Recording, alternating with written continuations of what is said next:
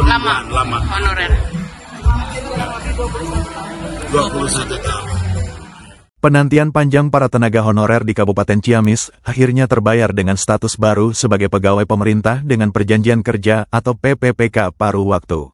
Setelah pengabdian panjang itu, ribuan tenaga honorer menerima surat keputusan PPPK paruh waktu yang digelar di Stadion Galuh Ciamis, Selasa tanggal 23 Desember tahun 2025. Tangis haru dan rasa syukur mewarnai kegiatan tersebut. Salah satunya dirasakan Nunung Suryati yang berusia 51 tahun. Nunung merupakan guru honorer yang telah mengabdi sejak berusia 30 tahun. Ia mengaku bangga dan merasa diakui setelah menerima SK PPPK paruh waktu tersebut. Sebagai tenaga pendidik, Nunung berharap pengangkatan PPPK paruh waktu ini menjadi jalan menuju status penuh waktu. Rasa bahagia serupa dirasakan oleh Ani Randiani yang berusia 51 tahun.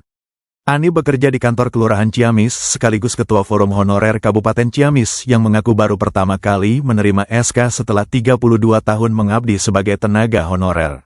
Menurutnya, perjuangan honorer di Ciamis selama berpuluh-puluh tahun akhirnya membuahkan hasil. Ia juga mengapresiasi dukungan pemerintah Kabupaten Ciamis yang selama ini membantu perjuangan para honorer, termasuk dalam proses advokasi hingga ke tingkat pusat. Perjuangan tersebut menurut Ani selalu didukung oleh Bupati Ciamis Herdiat Sunaria beserta tim pemerintahan. Ia juga menyaksikan banyak honorer hari ini yang sujud syukur lantaran bahagia bagi keluarga dan masa depan mereka sendiri.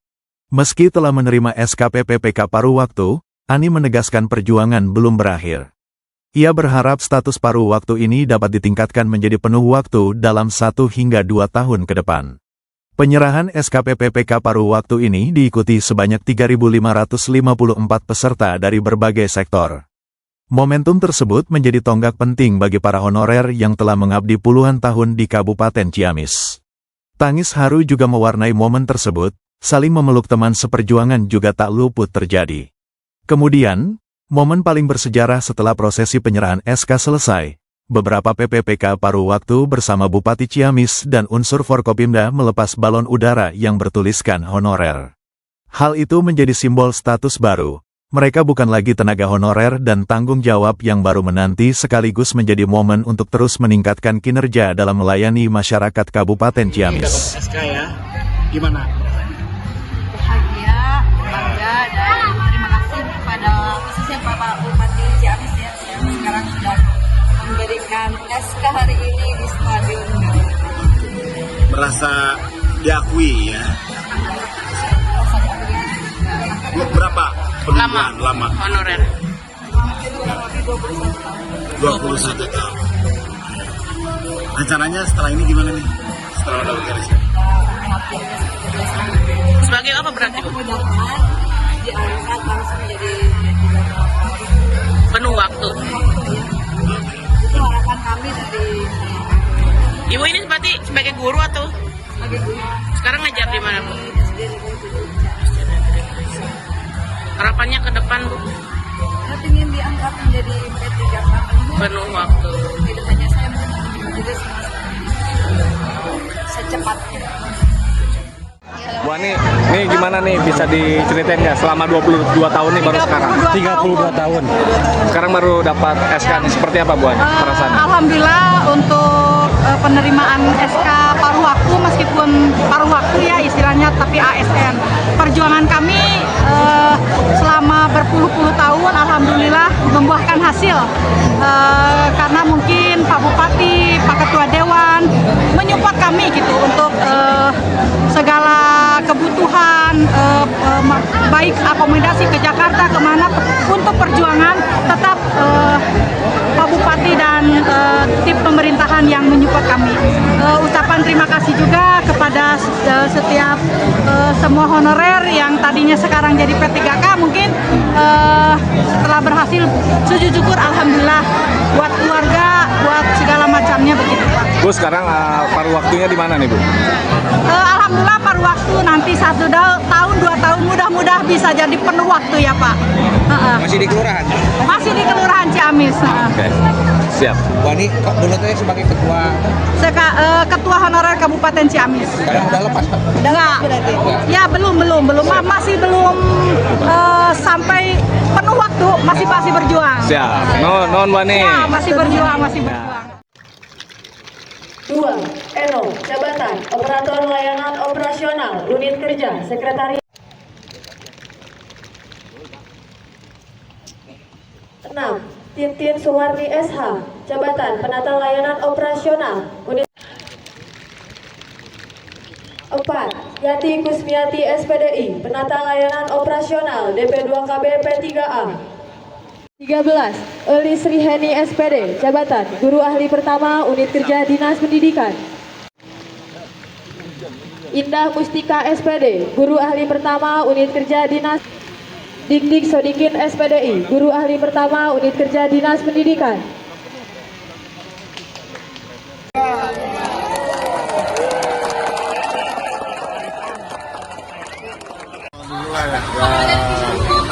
Pertama kita ucapkan selamat untuk berbahagia pada 3.554 orang yang tidak waktu hari ini ditetapkan. Tapi mudah-mudahan bermanfaat untuk semua. Yang utama harus mampu meningkatkan kinerjanya. Kalau kemarin dari tenaga honorer, sekarang sudah diangkat, sudah ditetapkan menjadi tenaga tidak bupati. Harus ada beda. Walaupun memang penghasilannya masih mengikuti standar yang sekarang. Pak Bupati, tadi ada harapan bakal jenjang karir ke depannya full waktu seperti apa?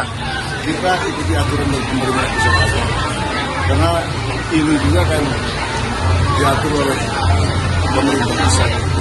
Jadi kita ikuti, kalaupun harus diangkat menjadi P3K, APBD-nya stabil tidak masalah, kalau sudah stabil. Artinya mereka masih menjadi beban di APBD Kabupaten belanja pegawai. Bukan beban, kewajiban kita. Oke. Pegawai juga kita harus ada timbal baliknya.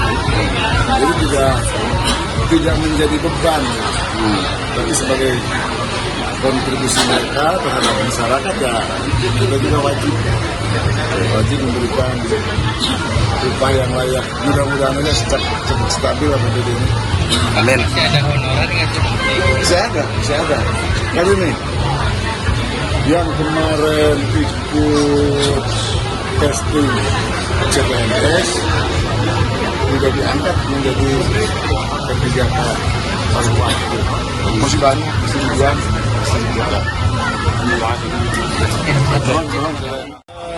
Sistem kerjanya itu mengikuti seperti ASN, karena P3K paruh waktu juga kalau lihat di Permen 16 2025 itu adalah kategori ASN.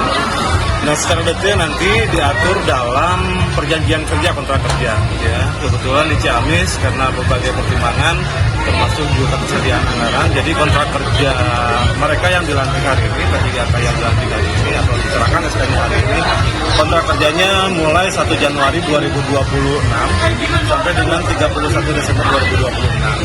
Nah, mereka dapat diperpanjang kontrak kerjanya dengan mempertimbangkan yang pertama kebutuhan pegawai, yang kedua pertimbangan keuangan dan kinerja yang bersangkutan.